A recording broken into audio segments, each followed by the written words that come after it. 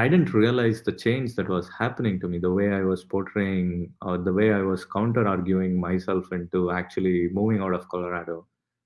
Um, it was not until like when I moved out of Colorado, moved to Florida, took up my new job, and that's when, the question inside me was why.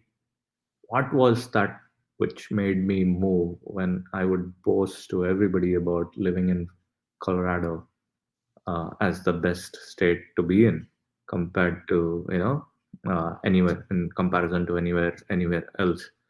So that was the single most changing point where I wanted to dig deeper. That's when it occurred to me that okay, maybe and that's when pandemic kicked in, and all these major events triggered a deep sense of curiosity inside me on wanting to study the Vedic astrology, um, to understand if I could come up with a plausible explanation for the events that were happening globally and as well as personally, uh, which triggered my move uh, from Colorado to Florida. It's a major displacement for me because I've lived there for 14 years and now I had to move. So there should have been a trigger point. And I wanted to understand what was the trigger point, and I used Vedic astrology as a springboard to try and understand if I could explain previous such occurrences, which would be the time when I moved from India to America, um, right? And Mhm. establish some kind of a correlation. So that is how it all started. That's pretty much how the deep dive started. Prior to that, I had a pretty layman's knowledge, a little bit more than a layman's knowledge on astrology, but it was only uh, in 2020 when I started doing a systematic study.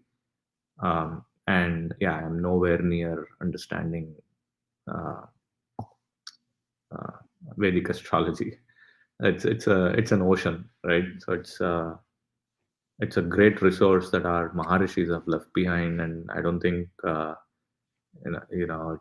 we could I could accomplish or have an understanding uh, to explain. Gotcha. Yeah. Um, it's pretty interesting how you tried to explain the unknown and you chose the route of Vedic astrology. Are there different when you say Vedic astrology? Are there different kind of astrology, and what's the difference between astrology and numerology? Like, do you have any idea about that? Yeah, astrology has different strands. Look, every civilization have their own way of probabilistic science. You have Western astrology here, and then you have Vedic astrology, and Greeks. They followed something else, and Chinese. They have their um, astrology system that they follow, right? Mhm. But um, Vedic astrology, it really, uh,